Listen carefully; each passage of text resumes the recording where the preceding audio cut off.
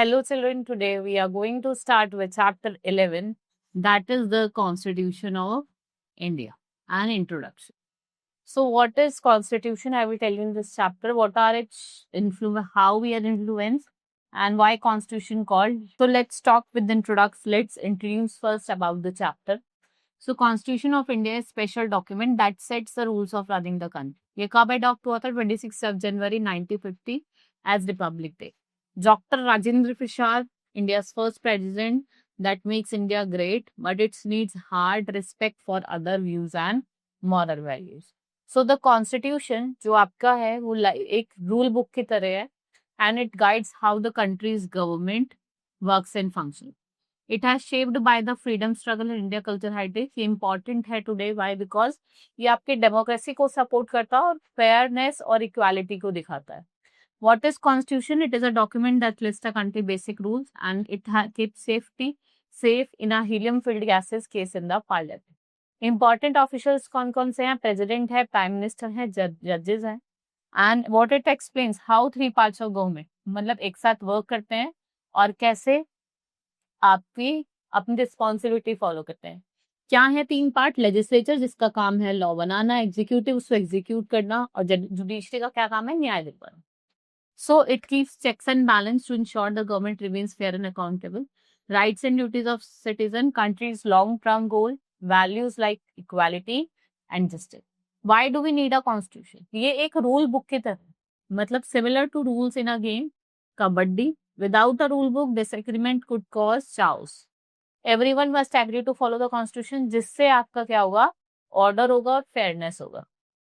Writing the Constitution of India. So while fighting for independence from British rule, India planned how to govern itself, right? So a Constitution Assembly has formed in 1946 to answer these questions and write the Constitution. We have Sachinanda Sinha, the first president of the Assembly, which has guided the process of wisdom and fairness. How was our constitution developed? देखो कैसे हमारा constitution developed हुआ था. So we had constitution assembly जो आपकी 9 दिसंबर 1946 में start हुई थी. यहाँ पे 389 मेंबर्स थे, लेटर 299 रहे आफ्टर पार्टीशन. 15 वुमेन्स थी. डॉक्टर राजेंद्र प्रसाद पहले चेयरमैन थे. ड्राफ्टिंग कमेटी के जो मतलब सोशल रिफॉर्मर थे और इंडियन फर्स्ट लॉ मिनिस्टर थे वो कौन थे? Doctor B.R. Ambedkar. Right. 3 years to complete from 1946 until 26 November 1949. It came into effect that on 26 January 1950 हम रिपब्लिक डे सेलिब्रेट करते हैं and members were elected by provincial. What shaped and influence Indian constitution? So Indian freedom movement.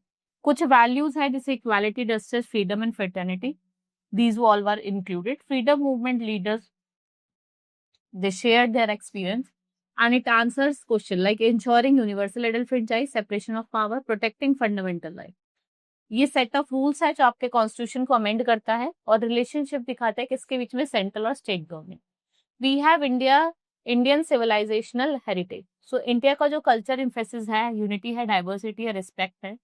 Ideas like Vasudev Kutumb मतलब world is one family and it serves as Bhavantu Sukhi मतलब well being to all. Historical government system जिसमें आपके जनपदास, संघास, कौटिल्य, स्पंदन और राजधर्म, they all focused on people's rule and influencing fundamental right.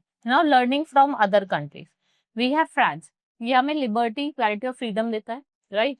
Ireland, directive principles of state policy. USA, idea of independent judiciary. Other countries भी जैसे UK and Australia के other ideas देती है.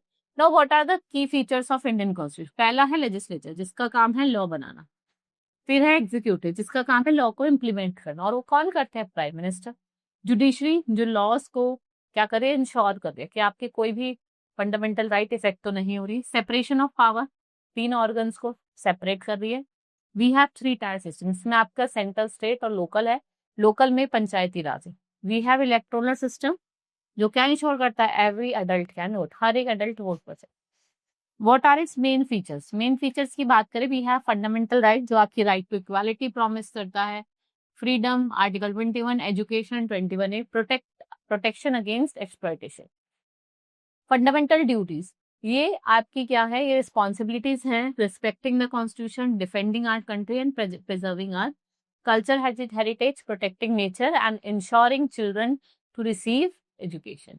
हम यहाँ बात करते हैं आर्टिकल 51A, जिसमें आपकी फंडामेंटल ड्यूटीज है।